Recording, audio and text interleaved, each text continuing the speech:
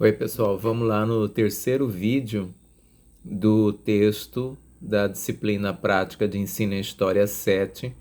É o texto número 3 da unidade 1, intitulado As teorias da história,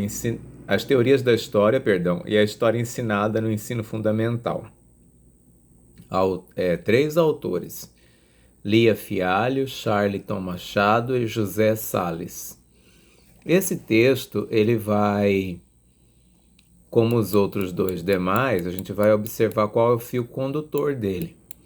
Então, aqui, os autores questionam como que o positivismo, o marxismo e a história dos análises chegaram ao Brasil, ao ensino de história no país, tá?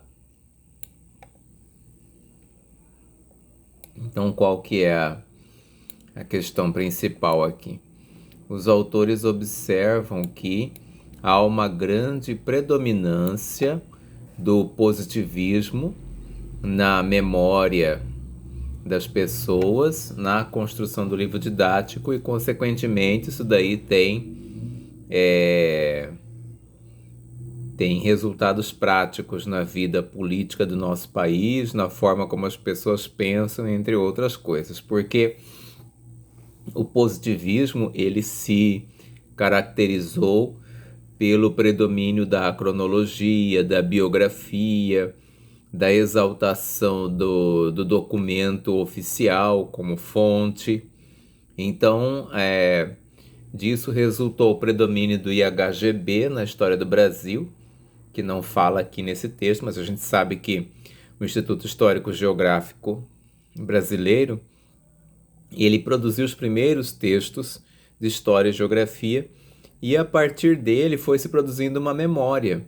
Então, a maneira positiva de contar, de narrar a história do Brasil estava presente lá no IHGB, nas suas primeiras publicações, que eram acadêmicas, eram de diletantes, né, de advogados, médicos, padres da igreja, etc. Perdão. E os primeiros intelectuais lá do 19, que não eram da universidade, lógico. Então, os livros de história do Brasil, do governo Vargas, por exemplo, de 30 até o governo militar, a ditadura no Brasil, sofreram a influência do positivismo. Então, por exemplo, havia educação moral e cívica, que é uma das práticas do positivismo, havia a OSPB, Organização Social e Política do Brasil. Então, tudo isso fazia predominar a narrativa do Estado, a narrativa da versão oficial no contar os fatos da história do Brasil e na própria seleção do que seria considerado fato histórico.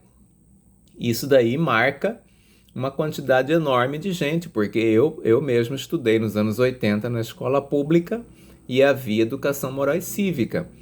Coisas absurdas como aquelas ilustrações que falavam mais ou menos assim, do cruzamento, entre aspas, né, hoje, do branco com o índio resulta o mameluco, do negro com o índio cafuso, essas coisas absurdas que se ensinavam para os adolescentes, para as crianças dos anos 80 ainda, tá?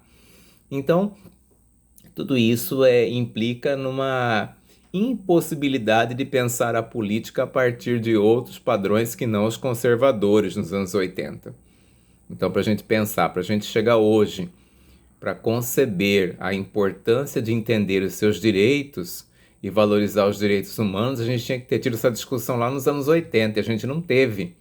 Então, o pessoal que tem 40 para 50 anos hoje é produto desse tipo de educação que a gente observa na discussão do texto. Aí, os autores mostram a importância de Marx e do materialismo histórico dialético na construção do livro didático brasileiro também.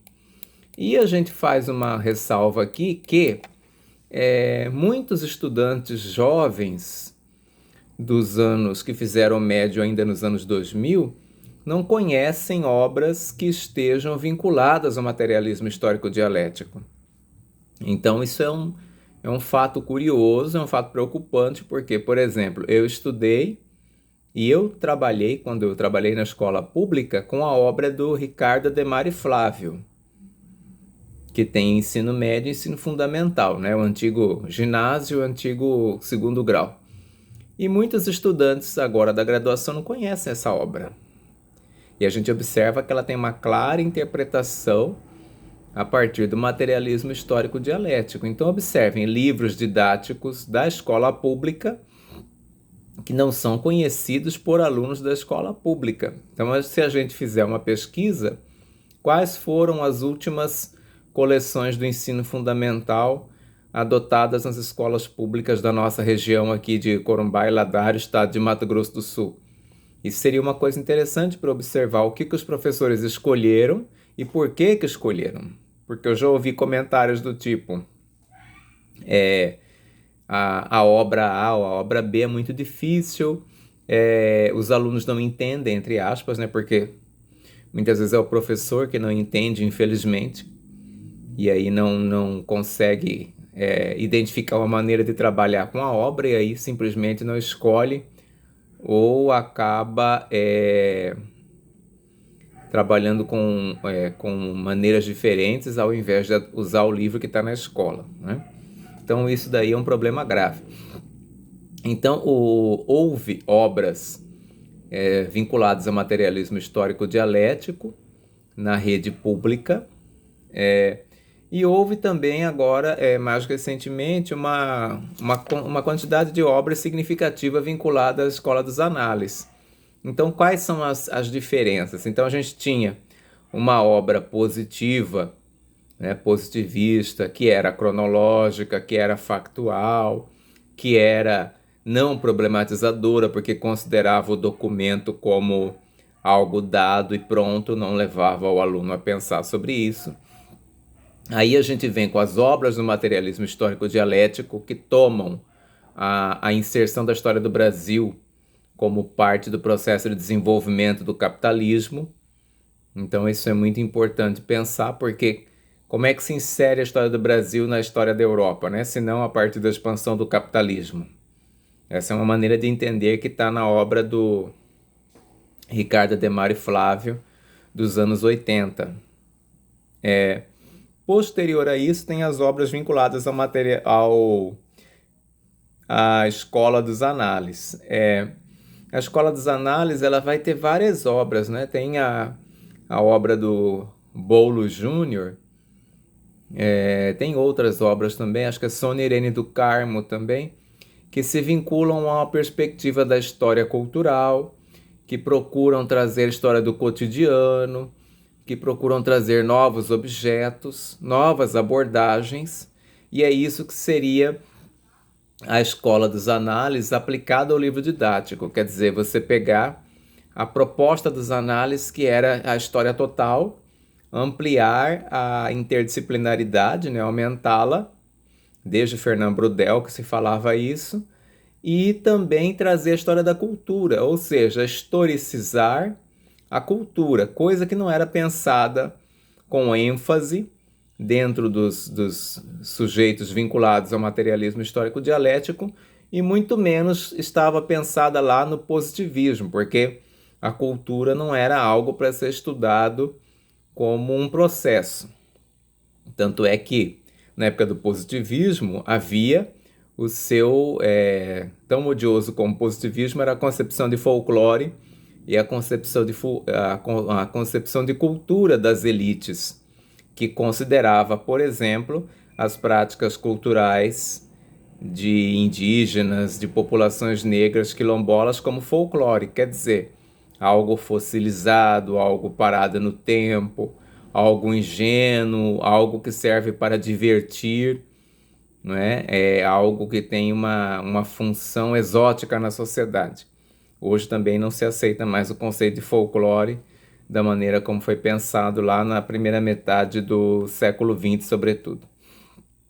Então, esses autores aqui nos levam a pensar como foi concebido o livro didático, as correntes que influenciaram essa construção do livro didático, e aí a gente volta a pensar a temática que já estava lá no texto no texto do Mésaros e que estava no texto número 2 do Rodrigo Teixeira, se não me engano, é isso? Que é a questão do currículo e como que ele se relaciona com a teoria. Aqui no caso que a gente tem trabalhado mais é o materialismo histórico dialético.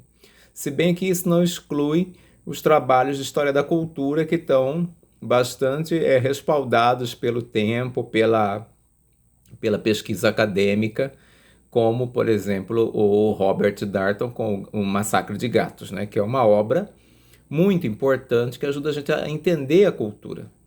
Agora, o materialismo histórico dialético não se vincula especificamente a estudos de cultura, mas existem autores que se vinculam a estudos de cultura e que têm um namoro, uma relação com o materialismo histórico dialético, como o Raymond Williams, que a gente citou no texto do Rodrigo Dias Teixeira, que é um intelectual tão importante quanto o próprio Edward Palmer Thompson, que eu já mencionei no texto, no vídeo anterior, que estuda a formação da classe operária inglesa e que também, indiretamente, ao estudar esse processo tipicamente marxista, estuda a cultura dessas pessoas ali do século 17 para 18. E outro nome muito importante que está entre os análises e a história marxista é o Perry Anderson, né, que vai ser um intelectual que vai pensar a própria produção da cultura acadêmica nesse contexto aí do século XIX. Então a gente tem uma tradição inglesa de historiadores da cultura com viés marxista. A gente tem uma historiografia francesa, mais assim, à margem do materialismo histórico dialético, que também não deixa de ser importante, né? Que estão intelectuais muito renomados. A gente tem que ver como que isso reflete no livro didático, quer dizer, no currículo.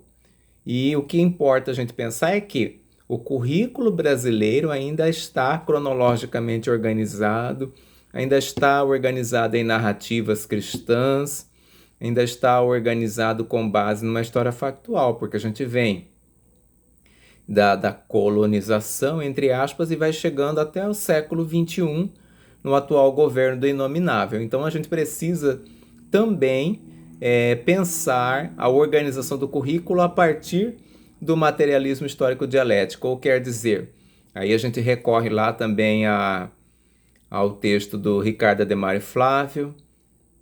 Tem um outro clássico que eu esqueci o nome dos autores completos, que era dos anos 80, Aquino, Denise e Oscar, livro que era dos anos 80, de coleção de ensino fundamental e médio, se não me engano. São livros antigos que eram do meu pai, não lembro exatamente o nome dos autores completos, mas a capa me ocorre muito esses nomes. E na geografia, Walter Licínio, que eram obras fantásticas que conectavam o Brasil com o mundo. É isso que o materialismo histórico faz. Enquanto que essa história positiva, ela vinha narrando. E o grande barato dela era conectar tudo pela cronologia. Mas não tinha um questionamento do porquê, o que isso tem a ver, o global com o local, ou o que nós estamos fazendo aqui. E não tinha a questão da identidade, que é o que os análises vai destacar muito para a gente com essa aproximação da história com a antropologia. Então esse texto final aqui desse grupo de 3 autores, as teorias da história e a história ensinada no ensino fundamental, ajuda a gente a pensar o que a gente tem ensinado lá no antigo 5 a 8, agora no 6º ao 9º, porque o texto é da época que tinha o PCN, né?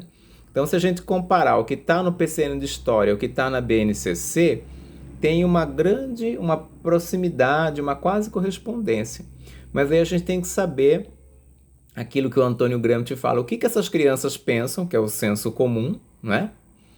O que o John Hewson vai falar que é a cultura histórica, o que elas pensam sobre o ensino de história, o que elas pensam sobre o ato de aprender história, o que elas sabem, o que elas acham que sabem, né? E o que o coletivo, aquela faixa etária, aquela idade, permite aprender. Aí vem os autores falando de Vygotsky, que vem aquela discussão assim, mas eu vou ensinar de uma maneira bem simples, porque depois eles vão aprender de novo no médio.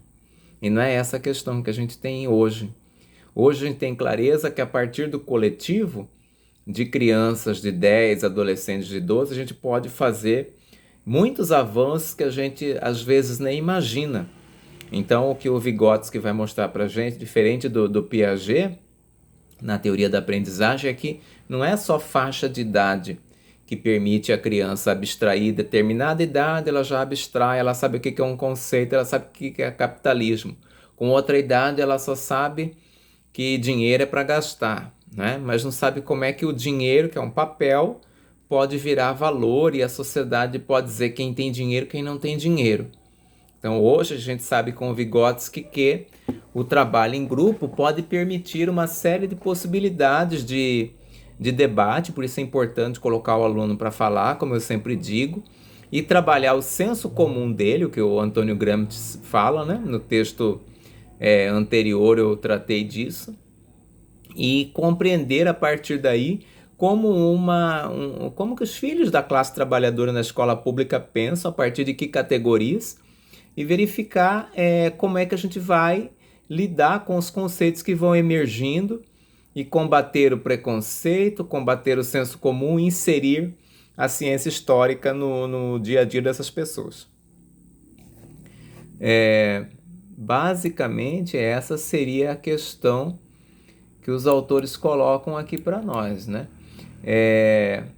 O desafio do ensino de história ainda está aqui no final, tal qual já foi dito no texto anterior e o que também já foi dito no texto do Mésaros, é a gente promover a formação dessas pessoas para a autonomia intelectual, para um processo de empoderamento, para que elas compreendam o lugar social de onde elas estão, para que elas compreendam os mecanismos de reprodução do capitalismo e o papel que é colocado para as famílias delas dentro desse contexto de dominação, de opressão vivido na sociedade capitalista por todos nós. Então eu creio que do PCN para a BNCC, a profissão docente, o trabalho do historiador continua sendo o mesmo, que é promover a compreensão do local social de onde fala a classe trabalhadora e para que ela exerça o seu protagonismo, quer dizer, como Antônio Gramsci coloca, né? As pessoas precisam lutar também para exercer hegemonia e não aceitar a representação da classe dominante como a única, como a verdadeira.